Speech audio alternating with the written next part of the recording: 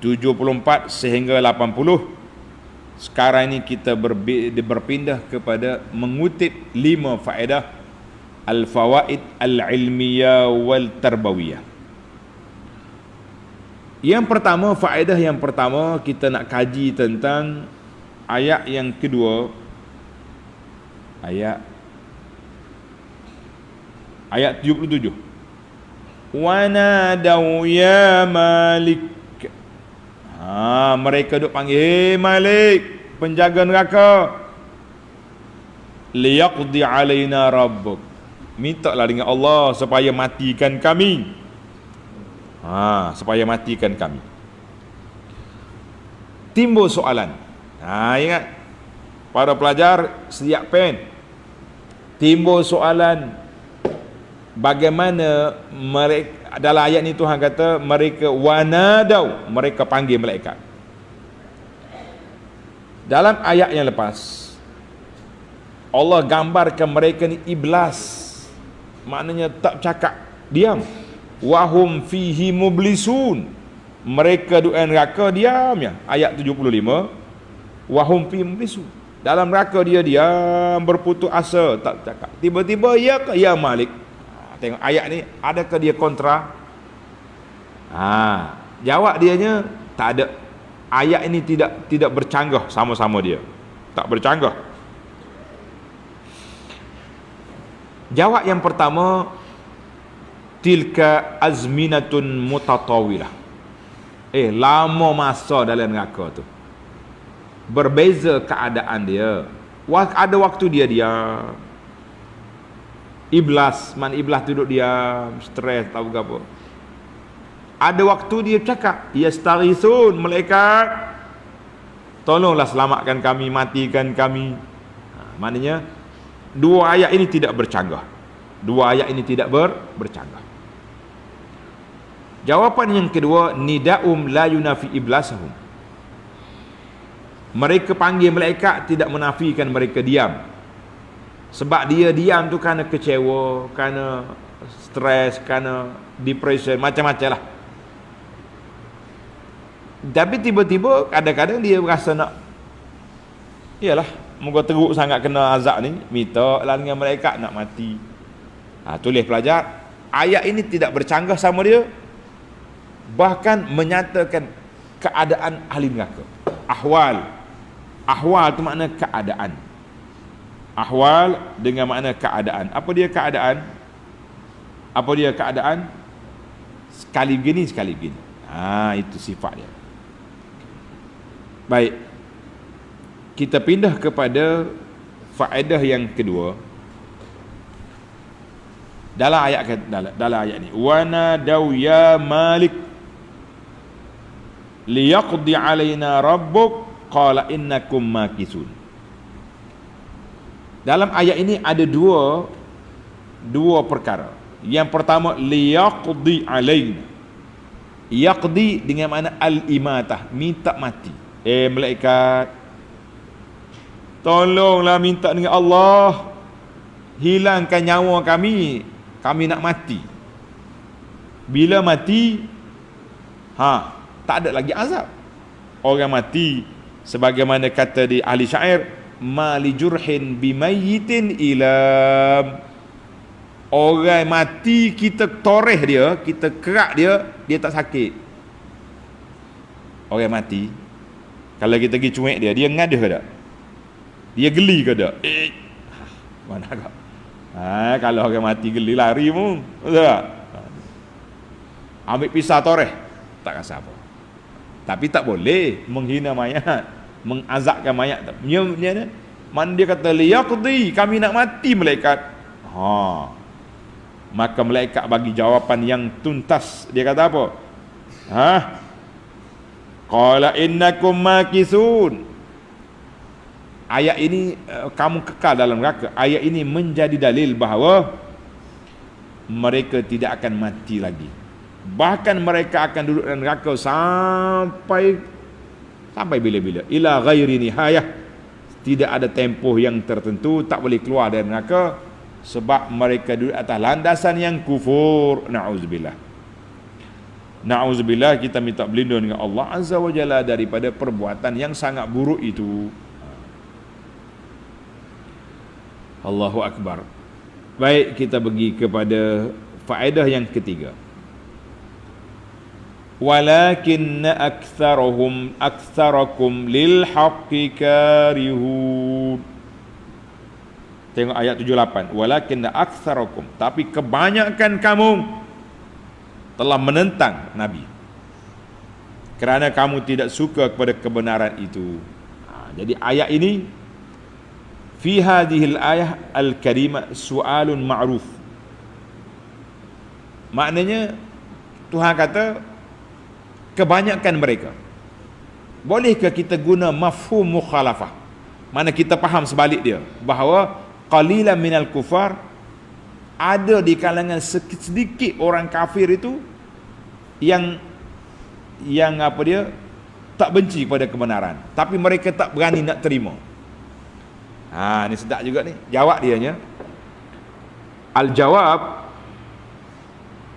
sebahagian ulama tafsir kata bi anna qalilan minal kufar, ada di kalangan orang kafir itu dia tahu Nabi betul. Dia tahu Nabi betul, apa yang dibawa oleh Nabi itu benar. Mereka tidak benci kebenaran, tetapi mereka tak berani nak beriman kerana takut ditentang oleh puak-puak dia. Dia panggil sababu al-anafah wal istinkaf.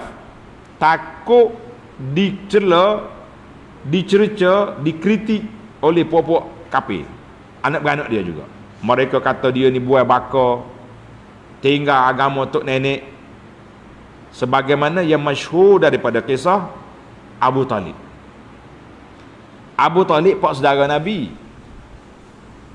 Bila Nabi ajak dia masuk Islam, dia nak. Dia pun tahu Nabi betul. Daripada kecil dia jaga. Tapi oleh kerana dia disekat oleh mendiang Abu Jahal, Abu Talib pun tak berani nak mengucap dua kalimah syahadah. Keluar sebuah video orang duk tular ni sekarang ni. Ada pendakwah ni bawa satu pandangan yang pelik. Dia kata Abu Talib Islam. Abu Talib masuk Islam. Bahkan dia condemn pandangan majoriti ulama yang mengatakan tidak masuk Islam. Ramai ulama tafsir kata innaka la tahdi man ahbabta. Ayat ini turun kepada Abu Talib. Dia kata tidak, Abu Talib Islam. Sekarang dia jangan main. TikTok ni sekali dia keluar, kebengungan Abi Hurairah. Ramai kata betul ke pendapat ni? Kata tak ada. Pendapat ramai majoriti ulama mengatakan Abu Talib tak masuk Islam. Sebab itulah bila Abu Talib mati, Abbas, adik-beradik yang mari tanya Nabi sallallahu alaihi wasallam, "Ya Muhammad, apa yang kamu mampu buat kepada pak saudaramu? Yang duk jagamu, duk didik, duduk apa dia ngasuhmu?" Nabi kata, "Huwa fi dahdah innar." Mana duduk pinggirnya neraka. Kalau tidak kerana aku duduk dalam. Jelas hadis tu. Jadi rasa-rasanya para pendakwah berhati-hatilah. Kalau nak keluar video-video yang menyebut tentang benda-benda macam ni, bagi penjelasan yang jelas. Kalau duk main setakat TikTok agak gamaklah hak peningnya. Jadi di sini kesimpulan yang kita boleh buat, zaman kita ini pun ramai orang yang tahu benda benar. Bila kita kemukakan pandangan ini, pandangan para ulama Islam, di kalangan sahabat, di kalangan tabi'in, di kalangan perbuatan ulama-ulama yang besar, amalan-amalan yang sahih daripada Nabi, pada ulama, ramai yang tahu. Oh bagus Ustaz, terima kasih kerana beri. Tapi mereka tak mampu nak ubah sebab bercanggah dengan amalan masyarakat. Hati-hati tuan-tuan, menyesal kita di akhirat esok. Aku dengar Ustaz cakap ini bacaan ini yang warid daripada Nabi, tapi kita tak berani nak ubah. Kenapa tak ubah? Sebab takut orang kata. Ini banyak ni amalan-amalan pelajar-pelajar kita ni. Dah, zikir lepas solat pun, nak ubah zikir lepas solat tu berpayah dah. Dah, takut bercanggah dengan orang kampung lah. Kita belajar ilmu. Kenapa kita tak boleh nak kembangkan, nak amalkan ilmu kita semata-mata takut orang kata? Habis bila nak selesai masalah? Allahul musta'an. Tengok. Waktu Tuhan kata walakin aktsara. Ramai di kalangan mana mafhum mukhalafah, ada di kalangan mereka yang tahu benar tapi tak berani nak ikut. Jadi untuk apa ni, fiqhul hayah, Kita juga kalau kita tahu benar-benar ikut. Oh, saya tak berani ustaz nak buat ni. Kalau buat macam ni orang tuduh macam-macam. Habis sampai bila nak selesai masalah. Dak main takut ke orang. Kita tak takut ke Tuhan. Kita tak malu ke Nabi. Hak Nabi ajar kita tak nak ikut. Pergi ikut orang lain sebab takut orang kata. Itu je. Yang keempat, ayat 80. Am yahsabuna anna la nasma'u sirrahum wa najwahum bala wa rusuluna ladaihim yaktubun. Tengok ni, wa rusuluna ladaihim yaktubun, rasul-rasul kami mencatat. Jadi ayat ini Allah Ta'ala bagi tahu kepada kita, liya'lamu, kamu kena tahu bahawa ilmu Allah Ta'ala itu sama je, dalam gelap ke dalam cerah, waktu berbisik ke waktu pakai mic, sama ya. Bagi ilmu Allah Ta'ala sama. Tuhan tahu belaka. Kalau benda yang kamu cakap tu baik, dia beri pahala. Apa yang kamu cakap tu buruk, kamu boleh bala. Malaikat tetap menulis kata-kata yang pelik. Allahu Akbar. Jadi kita ni hati-hati para jemaah sekalian, bahawa ayat ini memberi amaran keras kepada kita bahawa kita jangan berani buat maksiat ketika bersendirian. Kalau benda tu maksiat waktu zahir, maksiatlah ketika tak ada orang pun. Ni kita yang takut hari ni. Waktu orang zahir depan orang ni, nampak warak molek. Tapi bila tak ada orang, lain macam dia. Baiklah. Semalam petang kemari, ada orang mari pelik sini. Pelik dia. Dia kata lepas solat asar dia mari. Dia kata nak jumpa ustaz ni, saya nak betul tentang kepahaman saya. Kata apa dia yang awak faham? Dia kata ada 4 soalan. Nak dengarkan soalan dia ni. Nak dengar ke tidak? Soalan dia yang pertamanya, Allah Ta'ala duduk di mana? Kata hak ni. Soalan dia, Allah Ta'ala duduk di mana? Allah Ta'ala sedang buat apa sekarang? Apa benda yang Tuhan tak buat? Kata tengok. Dia kadang-kadang kita kena ingat, para pelajar sekalian, orang-orang yang main dengan ilmu batiniah ni, dia mula tanya soalan macam tadi, pelik-pelik. Tuhan buat apa sekarang? Tuhan buat apa lah? Tak boleh jawab. Awak kena ikut saya belajar. Ustaz-ustaz duduk mengajar masjid tu tak erti belakang tu. Tu hak zahir belakang tu. Dia panggil perangkap. Tuhan buat apa sekarang? Bukan kerja kita tahu Tuhan apa. La yas'alu amma yaf'al. La yus'alu amma yaf'al. Tuhan tidak boleh ditanya dia buat apa. Yang kita tanya, kita tu buat apa. Jadi soalan pelik-pelik dia mari. Main. Jangan. Baiklah. Yang penting bagi kita para pelajar sekalian, ayat ini ayat akidah. Akidah kita, Allah Ta'ala maha mendengar. Dalam apa semua keadaan Allah Ta'ala maha mengetahui. Maka pada waktu itu akan dibalasnya kepada kita. Karena itu dalam Quran banyak terdapat ayat-ayat Allah Ta'ala sebut tentang pendengaran dan penglihatan, dan juga kesan daripada itu, apa yang Allah Ta'ala nak sampaikan kepada kita, supaya kita kenal Allah. Allah Ta'ala ni berkuasa. Bila berkuasa, dia boleh balas kepada kita. Satu, Allah Ta'ala tu aliman, mengetahui. Bila dia tahu, dia balas dengan keadilan. Faham tu ayat? Tulis ayat ni. Bila kita kenal Allah Ta'ala berkuasa, mana kita tahulah Allah Ta'ala ni mampu untuk menjatuhkan hukuman, sebab dia berkuasa. Bila kita tahu Allah Ta'ala tu dengan ilmu dia, maknanya kalau dia jatuh hukuman dengan ilmu, bermakna Allah Ta'ala tak melakukan kezaliman. Dia balas orang baik, balas baik. Orang buruk, balas buruk. Faedah yang kelima, penutup. Ayat yang sama lagi, 80. Ayat ini mengajar kepada kita, Allah Ta'ala dengar apa yang kita cakap, yang zahirnya, yang batinnya. Allah Ta'ala tahu apa yang kita buat secara zahir, secara tersembunyi.